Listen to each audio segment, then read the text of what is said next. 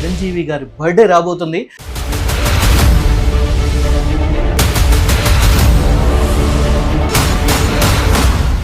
మీరు first time Chiranjeevi గారిని screen మీద చూసిన మూవీ మీకు గుర్తుందా? అండ్ ఆ మూమెంట్ లో మీకున్న ఫీలింగ్ ఏంటి ఒకసారి? నాకు వచ్చాక నేను ఫస్ట్ స్క్రీన్ మీద చేసిన చిరంజీవి గారి ఫిల్మ్ ఎముడికి మొగుడు. ఇప్పటికీ ఆ క్లోజ్అప్ నా మైండ్ లో ప్రింట్ లాగా ఉండిపోయింది. ఆ 90s అన్ని సాంగ్స్, అసలు చిరంజీవి గారి సినిమాలు అంటే ఫస్ట్ డాన్సెస్, సాంగ్స్, అన్ని జోనర్స్ అంటే ఒక ఊపేశారు. చిరంజీవి గారి డైలాగ్స్ లో ఎక్కువ మీరు ఏ పంచుని బాగా వాడేవారు? ఘరానా మూవీలో ఆ కూతురు చేతిలో చక్రం లాంటిది, సుదర్శన చక్రం లాంటిది అని చెప్పి ఒక విజిటింగ్ కార్డు ఇచ్చి పంపుతారు. ఆ అమ్మాయి చింపి పంపిస్తారు. చూసి చించిందా, చూడకుండా చించిందా అంటారు రాఘవరావు గారు. అప్పుడు చిరంజీవి గారు ఆయన ఇమిటేట్ ఇస్తూ చెప్తారు, ఊరుకో చించాక ఎలా చించేది, పొంగు నుండి చించిందా, పోకు నుండి చించిందా. Age of 70 still he's ruling the box office. 35-40 years back ఎలా ఉన్నారు, స్టిల్ అదే ఒక ఇమేజ్ మెయింటైన్ చేయడం ఆయన తీసుకుంటున్న కష్టం. కానీ డాన్స్, ఫైట్స్ అండ్ డైలాగ్స్, కోపం ఇవన్నీ ఎంతలా చూపించి మనల్ని మెప్పిస్తారు, మనల్ని అల్లరిస్తారు. ఎమోషనల్ సీన్స్ లో అంతా ఏడిపిస్తారు. నాకు రుద్రవీణ చాలా ఇష్టం. స్వయం కృషి రుద్రవీణలో ఫాదర్ తో కాన్ఫ్రంటేషన్ ఉన్న దాంట్లో కళ్ళతోటి ఆయన చూపించేస్తున్న ఎక్స్ప్రెషన్ చాలా బాబీ నేనంటే ఒక స్పెషల్ ఫీలింగ్ ఉంది ఆయనకి. చరణ్ గారు వచ్చి మేము ల్యాబ్ కూర్చొని పర్లేదు అని చెప్పి చరణ్ గారు కూడా మమ్మల్ని కూర్చోబెట్టి లైక్ అందరం కలిసి ఆయనతో భోజనం చేసాం. So it's like beautiful moment అనమాట.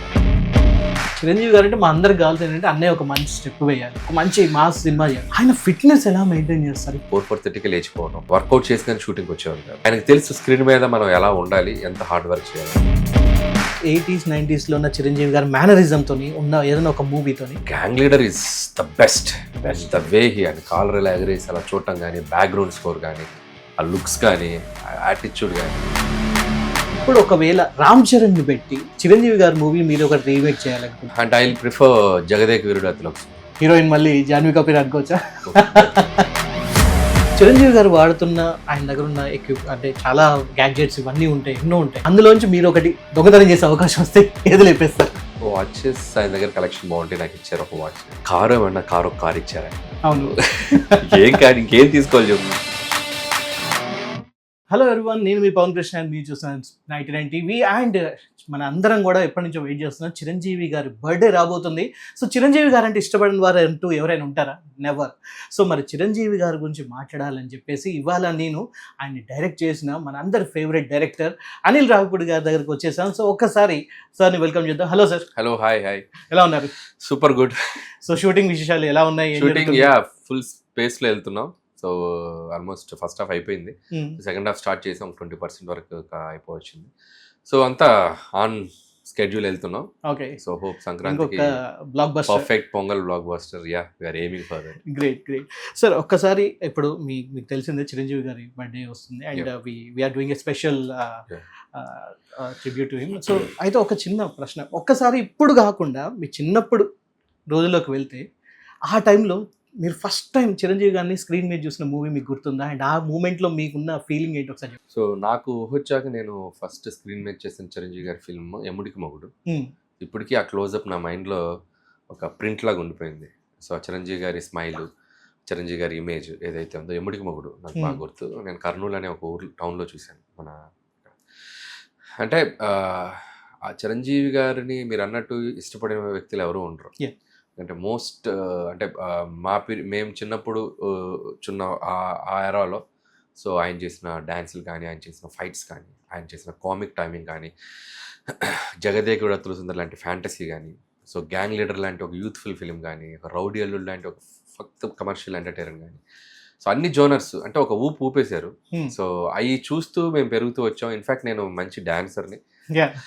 సో డాన్స్ అంటే ఫస్ట్ గుర్తొచ్చేది మనకి చిరంజీవి గారు. సో ఆ రకంగా కూడా నేను చిరంజీవి గారిని బాగా అడ్మైర్ చేసేవాడిని.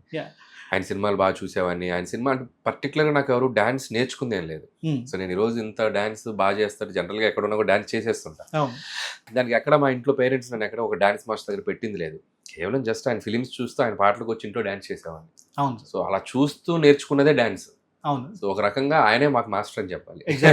అంటే ఇప్పుడు ఇన్స్టాగ్రామ్ లో వచ్చి ఇప్పుడు హుక్ స్టెప్స్ ఇవన్నీ వచ్చాయి, కానీ 80s 90s లోనే ఆ వీణ స్టెప్ కానివ్వండి, నడక కలిసిన నవరాత్రి లాంటి స్టెప్స్ ఇవన్నీ మనం అందరూ ట్రై చేసిన వాళ్ళు. మీరు బాగా ఎక్కువ లైక్ ట్రై చేసిన స్టెప్స్ ఏవి చిరంజీవి గారు? సో నేను బాగా ఎక్కువ ట్రై చేసింది గ్యాంగ్ లీడర్ సాంగ్స్ కి అండ్ చికి చికి చేయలేం కానీ, అండ్ రౌడీ అల్లుల్లో ప్రేమ గిమాత అదే సాంగ్కి నేను స్కూల్లో డ్యాన్స్ చేసి నాకు ఒక ప్రైజ్ కూడా ఇచ్చారు. ఓ సో ఆ పాటకి అదొకటి బాగా ఇది. అండ్ ఘరానా మొగుడు, ఇంకా ఆ 90s అన్ని సాంగ్స్ ఒకటని చెప్పలేము. అసలు చిరంజీవి గారి సినిమాలు అంటే ఫస్ట్ డాన్సే సాంగ్స్. అవును ఏ మ్యూజిక్ డైరెక్టర్ వచ్చినా ఆయన ఏ సినిమాకైనా ఆడియో ఎక్స్ట్రాడినరీగా ఇచ్చేవాళ్ళు ఆయన. యా ఎందుకంటే వాళ్ళు చాలా ఛాలెంజింగ్గా తీసుకునేవాళ్ళు. అమ్మో ఈయన డాన్స్కి తగ్గట్టు మనం కంపోజ్ చేయాలని. సో ఆ దీంట్లో ఒకటని నేను పిక్ చేయలేను కానీ so all his block buster songs అంటే నాకు చాలా ఇష్టం. అండ్ కమింగ్ టు యూ, మీరు పంచులు బాగా ఇస్తూ ఉంటారు. Yeah. సో చిరంజీవి గారి డైలాగ్స్ లో ఎక్కువ మీరు ఏ పంచుని బాగా వాడేవారు మీకు గుర్తుంది? నాకు ఘరానా మొగుడులో రావుగోపాలరావు గారి దగ్గరకు వచ్చి ఒక ఇది నా కూతురు చేతిలో విష్ణు చక్రం లాంటిది, సుదర్శన చక్రం లాంటిది అని చెప్పి ఒక విజిటింగ్ కార్డు ఇచ్చి పంపుతారు. అవును. ఆ అమ్మాయి చింపి పంపిస్తుంది.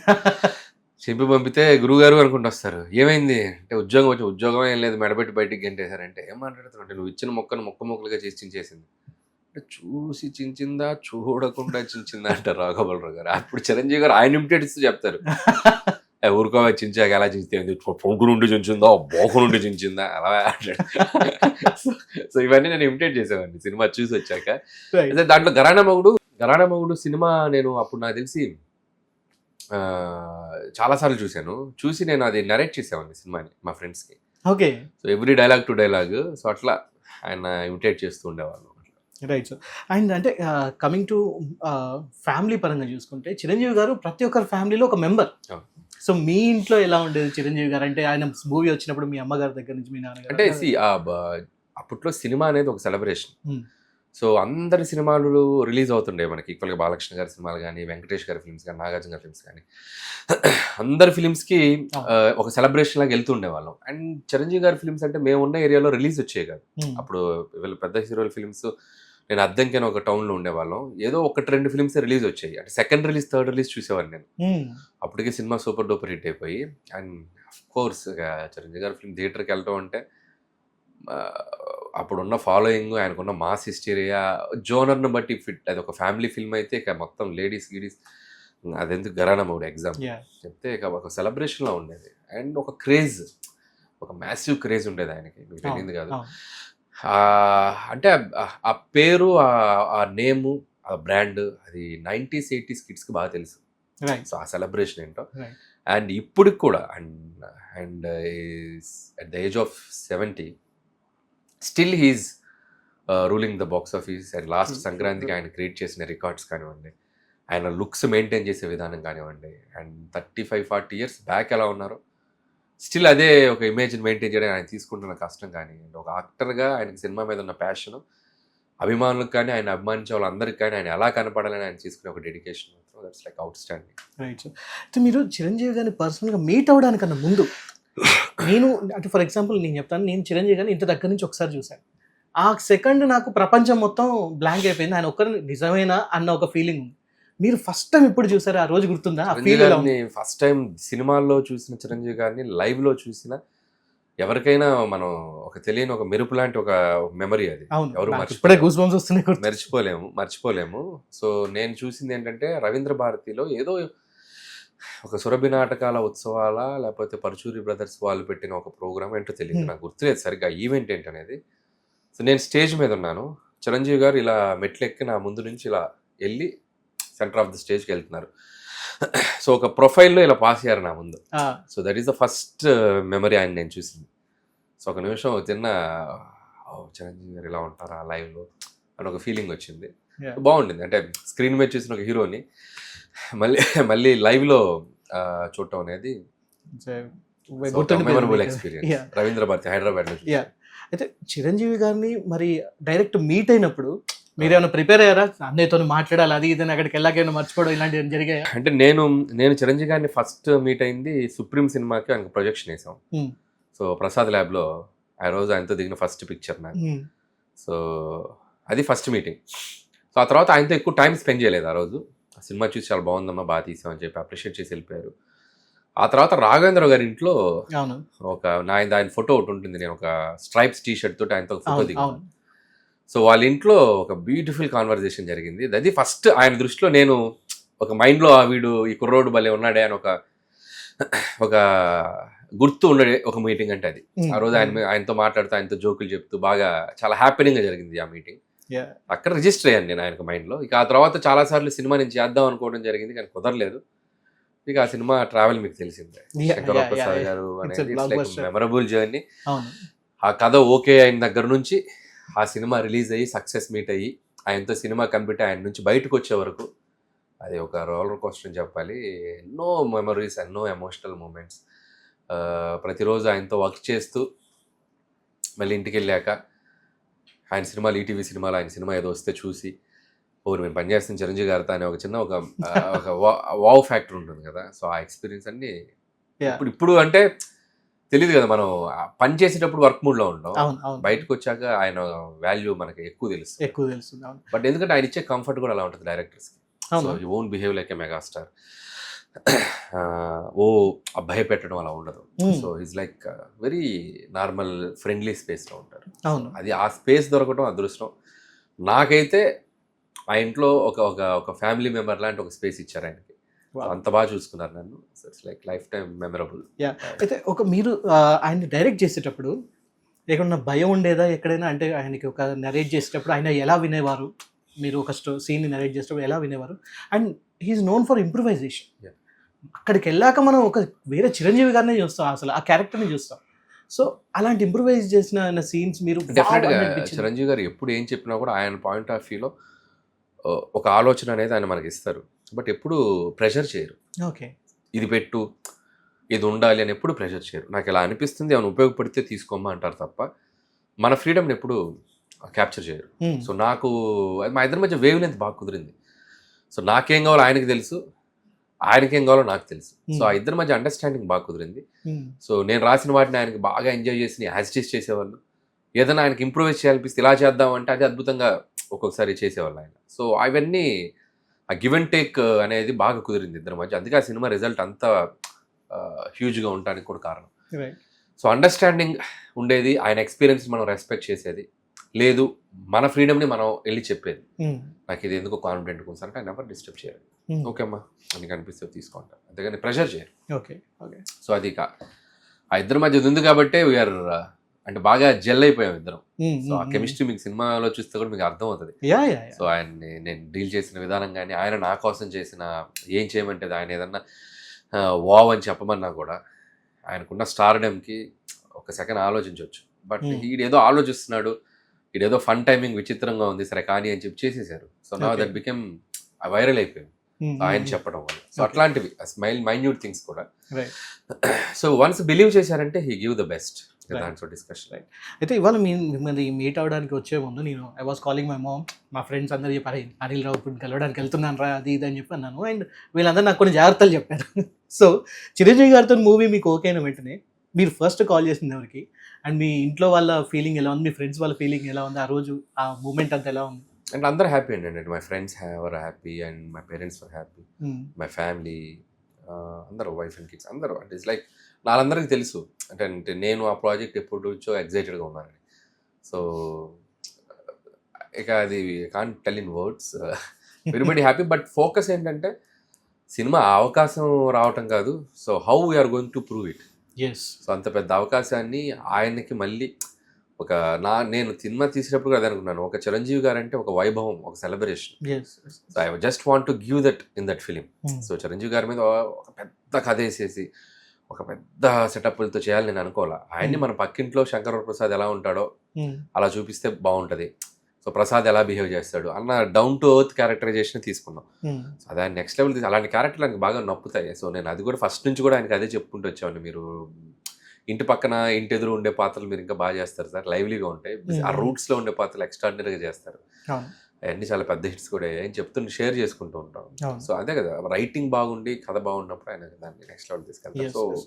So that's the journey. అంటే కమర్షియల్ మూవీస్ అంటే డాన్స్, ఫైట్స్ అండ్ డైలాగ్స్, కోపం ఇవన్నీ ఎంతలా చూపించి మనల్ని మెప్పిస్తారు, మనల్ని అల్లరిస్తారు.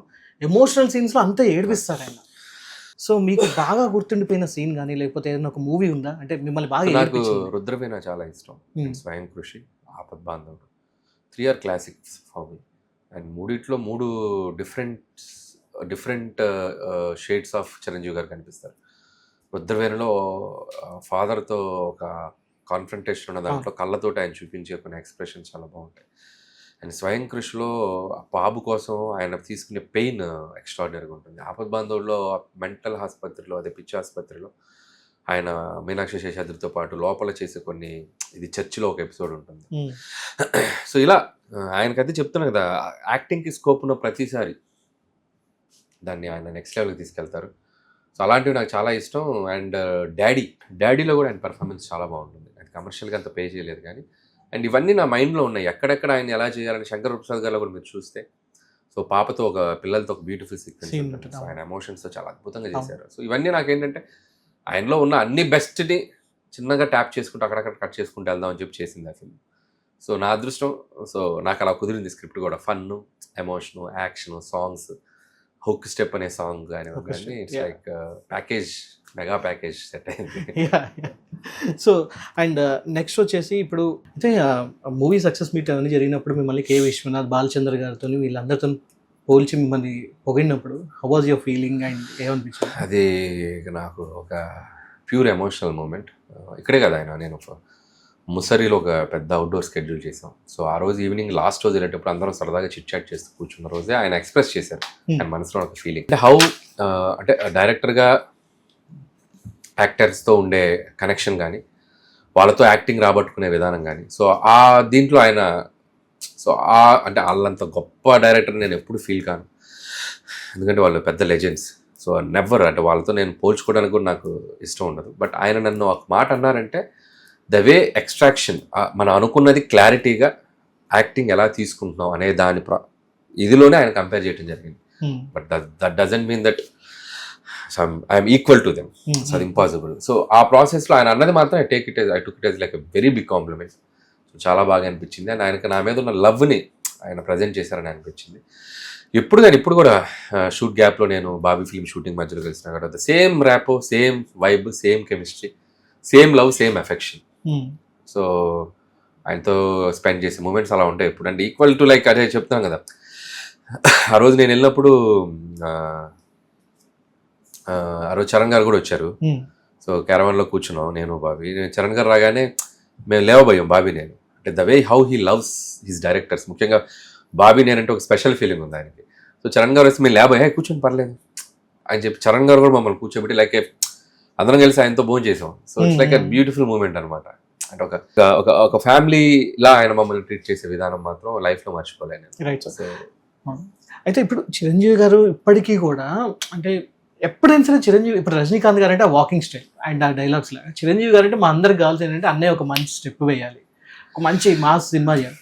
ఆయన ఫిట్నెస్ ఎలా మెయింటైన్ చేస్తారు ఇప్పటికీ కూడా? యూనో మనందరినీ ఎంటర్టైన్ చేద్దాం మీరు అన్నట్టు. మనం ఎక్కువ దిష్టి పెట్టకూడదు. సో ఆయన అలా హ్యాపీగా ఫిట్గా ఉండనిద్దాం. దాని మీద మనం ఎక్కువ మాట్లాడకూడదు. దాని మీద ఆడియన్స్ కూడా దాని మీద చర్చ జరిపి, సో ఆయన్ని అంటే మీరు అబ్జర్వ్ చేసి చూసింది అదే. నేను ఇంతకుముందు కూడా చెప్పాను. So use to take so much, అది చాలా కష్టపడేవాళ్ళు. మార్నింగ్స్ ఎర్లీగా లేచి 4-4:30కి లేచిపోవడం, వర్కౌట్ చేసుకొని షూటింగ్కి వచ్చేవాళ్ళు కాదు. సో ఆయనకు తెలుసు స్క్రీన్ మీద మనం ఎలా ఉండాలి, ఎంత హార్డ్ వర్క్ చేయాలనేది. సో ఇక అదే ప్యూర్ హిస్ డెడికేషన్. ఇంకా దానికి లిమిట్స్ లైక్ అన్ ఎవరెస్ట్. అంత మైండ్ పవర్, అంత విల్ పవర్, ఆయన పుష్ చేసుకునే విధానం.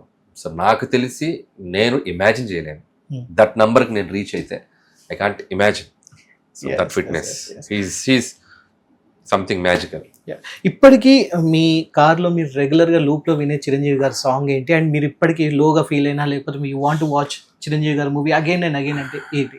నాకు చిరంజీవి గారి మ్యూజిక్ అంటే నేను కొండవీటి రాజా సాంగ్స్ చాలా ఇష్టం. కొండవీటి దొంగలో అన్ని పాటలు ఇష్టం. కోలమ్మగల్ అది కానీ, చమక్ చమక్ చమక్, గ్యాంగ్ లీడర్ ఇష్టం.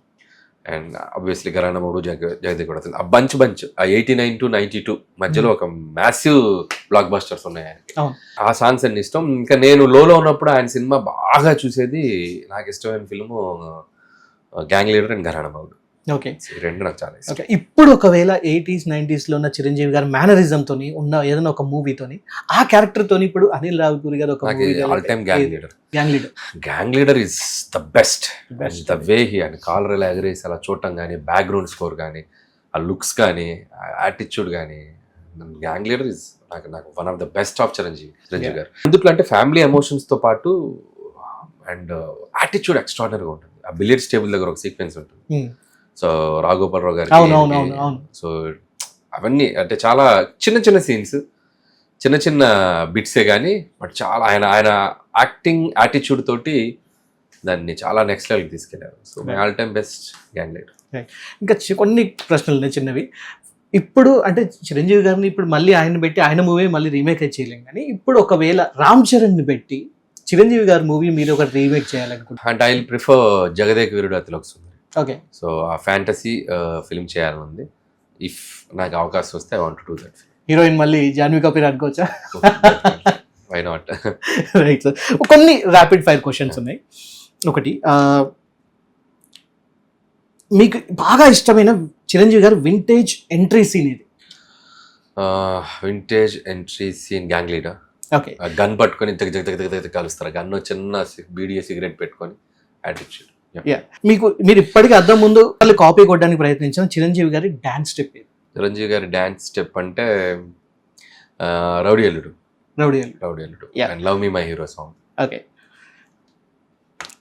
ఒక నటుడిగా చిరంజీవి గారిని వర్ణించడానికి ఒక పదం అడిగితే ఏం చెప్తారు? అండ్ ఒక్క పదంలో చెప్పాలంటే ఆయన పేరు తగ్గట్టు చిరంజీవి అంతే. ఒక వ్యక్తిగతంగా ఒక పర్సనల్ గా తెలుసు కాబట్టి వ్యక్తిగతంగా అంటే is very sensitive towards peoples love and affection. Okay. ఆయన్ని ప్రేమిస్తే ఆయన 200% తిరిగి ప్రేమిస్తారు. ఆయన్ని ఎవరన్నా ఇష్టపడట్లేదని తెలిస్తే ఆయన బాధపడతారు. అంటే నేను ఆయన నోటీస్ లేకుండా. నీకు అర్థమైంది నేను చెప్పింది అంటే అందరూ ఇష్టపడాలని రూల్ ఏం లేదుగా, కొంతమంది ఇష్టపడదు. కానీ బట్ అన్నెసరీగా ఆయన్ని హేట్ ఎవరైనా చేస్తే అరే ఆయన ఒక చిన్న ఇది ఉంటుంది, అరే నేను ఏం చేయకుండా ఎందుకు అంటే ఆయనకి ఏంటంటే అందరినీ లవ్ చేయటం, ఆ లవ్ ఇవ్వటం ఇష్టం, అలాగే ఆ లవ్ తీసుకోవటం కూడా అంతే మ్యూచువల్గా ఉంటే బాగుంటుందని ఫీల్ అవుతారు ఆయన. సో ఇక వన్స్ అది రానప్పుడు హీ కెన్ డిటాచ్ అయిపోతారు. కానీ బట్ ఆ పాజిటివిటీ ఉండాలని కోరుకునే మనిషి ఆయన. చిరంజీవి గారి క్వాలిటీస్ లో మీరు ఒకటి తీసుకోవాలనుకుంటే ఏది తీసుకుంటారు? పేషెన్స్. ఓకే. ఎప్పుడు అనిపించింది ఆయనకున్న పేషెన్స్? ఎప్పటి నుంచో. He went in to politics and he came back and he came to films again and so much propaganda happen, what ever happen. ఆయన గురించి కానీ ఆయన ఫ్యామిలీ గురించి కానీ బయట ఎన్ని జరిగినా కూడా but how he dealt with his patience. So ఇప్పటికి కూడా ఉంది ఆ పేషెన్స్. ఇప్పుడు కూడా ఆయన వైపు ఏం జరుగుతున్నా కూడా చిరునవ్వుతో అలా smile, patience. Right. And Chiranjeevi గారు వాడుతున్న ఆయన దగ్గర ఉన్న అంటే చాలా గ్యాడ్జెట్స్ ఇవన్నీ ఉంటాయి, ఎన్నో ఉంటాయి. అందులోంచి మీరు ఒకటి దొంగతనం చేసే అవకాశం వస్తే ఏది లేపేస్తారు? గ్యాడ్జెట్స్ అంటే ఆయన గ్యాడ్జెట్స్ అంటే వాచెస్ ఆయన దగ్గర కలెక్షన్ బాగుంటాయి. నాకు ఇచ్చారు ఒక వాచ్. కారు ఏమన్నా ఒక కారు ఇచ్చారు ఆయన. ఏం కాదు, ఇంకేం తీసుకోవాలి చెప్పు. ఆయన అన్ని ఇస్తే నాకు మంచి పెన్ ఇచ్చారు, ఒక మంచి డైరీ ఇచ్చారు, పెన్ ఇచ్చారు రాసుకోవడానికి, రైటింగ్ నీకు బాగుంటది అని, అంటే ఒక పాజిటివ్ దీంతో. సో నేను గాడ్జెట్స్ ఆయన దగ్గర తీసుకోవాల్సిన పని లేదు, అన్ని ఇచ్చారు ఆయన. అన్ని ఇచ్చేసారు మీకు? ఓకే.